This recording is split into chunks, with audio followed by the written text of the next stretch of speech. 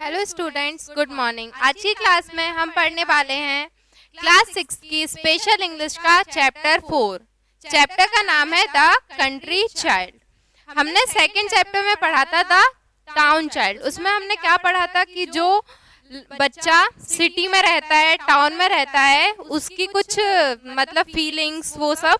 तो उसने बताया था कि वो उसे नहीं पसंद टाउन में रहना, सिटी में रहना। वो चाहता है कि वो एक विलेज में रहे, वहाँ शांति हो, वहाँ पर मिडोज हो, ग्रास वगैरह हो, शीप हो, लैम्स हो। तो उसको ये सब पसंद था। तो अब इसमें किसकी बात कर रहे हैं हम? कंट्री चाइल्ड की। मतलब कंट्री मतलब यहाँ पर विलेज, गांव। तो एक गांव के लड़के की बात कर रहे हैं। तो ये एक पोयम है। इस पोयम के जो राइटर है वो कौन है? Irene Thompson.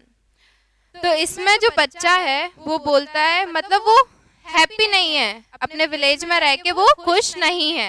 वो कहाँ रहना चाहता है? वो टाउन में रहना चाहता है।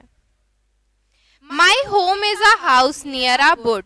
अब होम और हाउस में क्या डिफरेंस होता है? जब एक बिल्डिंग होती है, सिर्फ मतलब हम उससे अटैच नहीं होते हैं, तो बिल्डिंग हो या कुछ भी हो तो वो हाउस होता है, मकान बोलते हैं जिसको।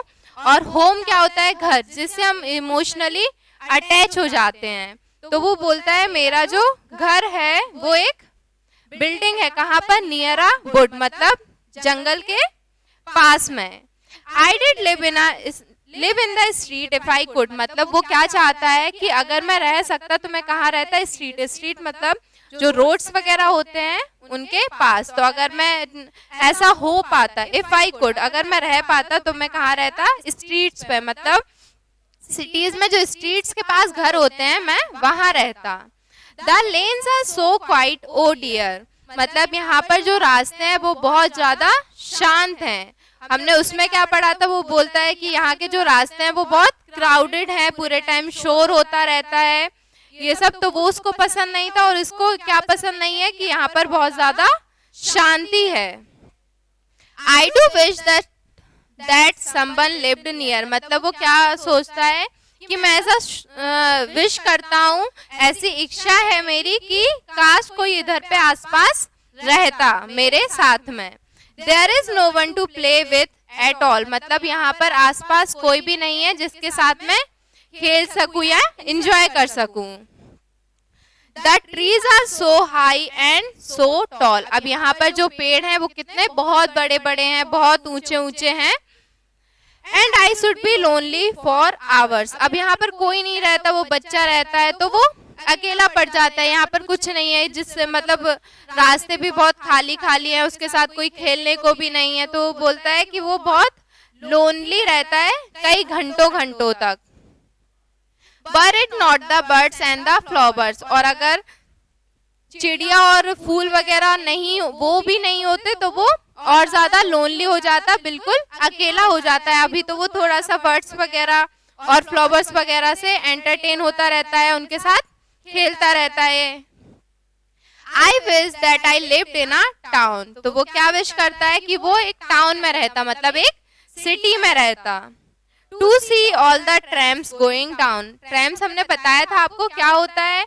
जो बसेस वगैरह होती हैं जो इलेक्ट्रिसिटी से चलती हैं, मतलब जो सिटी के अंदर चलती हैं इलेक्ट्रिसिटी से, तो उनको ट्रैम्स बोला जाता है। तो वो बोलता है कि मैं वहां पे बहुत सारी ट्रैम्स देखता।